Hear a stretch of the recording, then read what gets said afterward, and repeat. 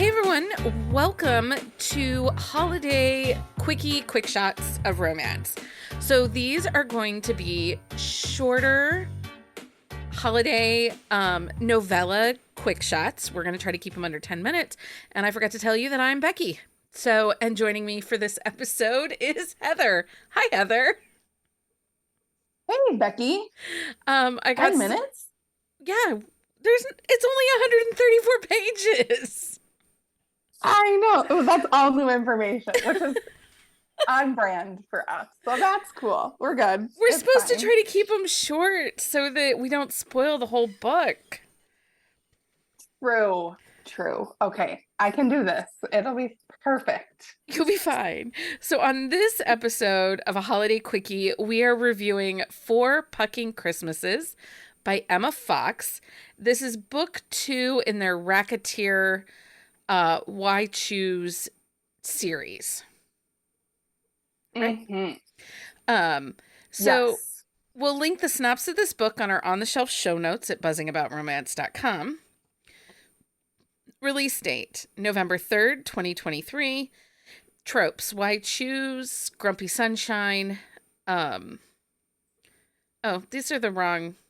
I put very weird tropes here. Hockey, holiday, rom-com. Because it's not best friend's brother. Right? Yeah. Crew is Luna's brother. Yes, it's best friend's brother. Right. That's right. Okay.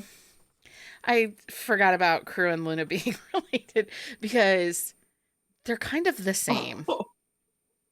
Crew will be very upset that you forgot about him. I know, right?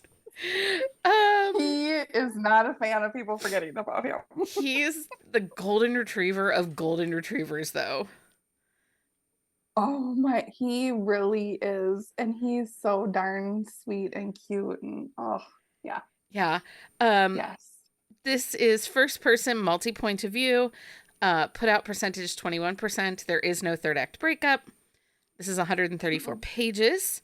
How spicy was it? I said it was very spicy. It popped at 21%. Yeah, I mean, I would say there was a couple, 3, 4 scenes maybe. Yeah. I mean, they're great. These four, I love them. And I have to say, so if you guys listen to the podcast for a minute, you know that Why Choose is not something I really love because often it doesn't feel like a complete HEA. It feels like an HFN more than an HEA. Mm-hmm. And I will say, go ahead. And this doesn't feel like that. Like it's a continuation of like them, like navigating this relationship. And I think that's the thing. The way Emma Foxx writes, which we know is Aaron McCarthy and Aaron Nicholas, the way that they write this, you feel like this is a solid couple. This is a huge undertaking that these four humans are doing. And it's such a wild ride to watch it play out. Definitely. And while swords don't cross, there's a really great friendship and sense of family that all of the guys create together. So this is part of a multi-book series about this same Polly Knott. And the characters in it are Danny, she is our heroine, and then we have Nathan, who is the owner of the Racketeers. Michael is the team doctor, and Crew plays for the team. He's like their star player. Okay, he's the star player. Does this book pass the Die Hard test? So Buzzing About Romance, if you've listened to any of our Christmas in July episodes, we often talk about the Die Hard test. Is this truly a Christmas holiday book? Or could this book happen in any time of the year? And I think this is really a Christmas book. Yeah, I mean, what happened couldn't have happened unless it was like the holiday. Yeah. Like they had 4 families to go to. So the premise of this book, 4 families in 2 days in a camper. Oh my stars. First of all, Nathan is like, I would say pretentious, but that's just because he has a lot of money. You know, he owns a hockey team. And Crew shows up with literally cousin.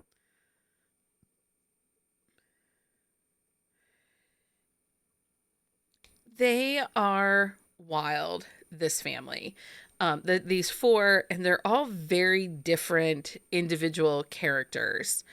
Um, Nathan, so his family is going back to visit his grandfather, which is not always lucid. No. Mm-mm. Grandpa's a wild ride. And yeah, I mean, and Alzheimer's is a major factor. And I think it was handled, like it was talked about so perfectly. Yeah, I will be honest, I had a grandparent pass from Alzheimer's, so it it was very Mm. personal. But yeah, grandpa, yeah. It was, you're right. It was done very well. So after they leave Nathan's family, they're off to visit Crew's family. And for his And go ahead. Crew's family lives in Chicago also. And they're kind of nosy Nellies. Putting it lightly, yes. They want in the business. They want the details. They want to know all the things. Like major bedroom details. And it's Nathan's like, what? Like there are no secrets in Crew's family. They know your business. Yeah, and it was even a little shocking for Crew, which sort of tells you something because he's sort of just, kind of out there. And I think that Danny's family. So I actually really like Danny's family because I feel like they were the most realistic. I mean, Crew's family being nosy, like I get that. Like I have a nosy family. I'm a nosy Mm-hmm. person. I want to know everybody's business. Um, Same. but Danny's family was a challenge. And Mm-hmm. they were not just openly accepting. No, they were a little more conservative, which makes sense. It's their daughter, makes sense. Yeah. Yeah, I think that it made a lot of sense, and um I really felt like I think we needed to see all four of these different families because it also helped me connect a little more to these characters and understand kind of their trepidations, where they're coming from, things they're doing.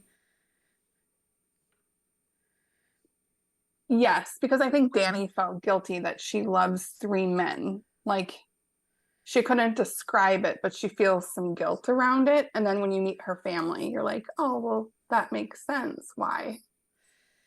And then the last family they visit is Michael's family, and that completes the road trip.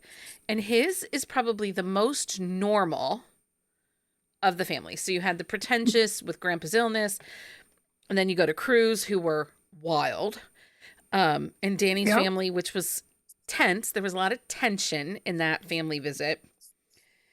And then Mm-hmm. Michael's just seems to be normal and the most just like openly accepting. Yes, like everybody has a role there. They're respectful of everyone. There's no family drama. There's no nothing, Yeah. Um, but very supportive of each other. I really, I really like how each individual character felt individual. I think that's another complaint I often have with Mhm. why choose romances is it feels like just carbon copies of the same characters, and each of these characters is very much an individual. Very much. Like Michael is the emotional thermometer. He can read all of them very, very well. So I mean, I really enjoyed this. Did you like this? Did it have enough Yeah. Christmas cheer for you? I really liked it. It wasn't like materialistic at all either. It was really more about spending time with the people that you love and care about. It's really interesting because I don't think we get a ton of holiday romances that do focus so much on the family aspect of the holidays. You know, the Yeah, going and you're visiting, a right. lot of time it's, you know, like the boss employee or snowed in somewhere. And this one really made you respect and understand relationships. Yes, because it's stressful going and spending the holidays with someone's family, right? And then doing it 4 times. That's really hard. Yeah. I'm really glad that Emma Fox gave us this sneak peek, but we still have 2 more books coming from them. I think so. For sure, one, I know. Because I think we're supposed to get each hero's kind of their main Perspective. perspective. So, um, I don't know. I'm really enjoying this series. If you haven't picked it up, it's available in Kindle Unlimited and is absolutely worth reading. I would like to see more, like from the Racketeers.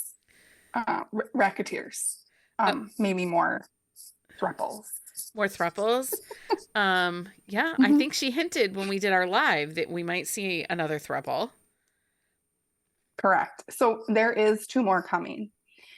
One in January and one in May. Excellent. Awesome. Okay. Heather, is there anything else everybody should know about Four Pucking Christmases? Just read them.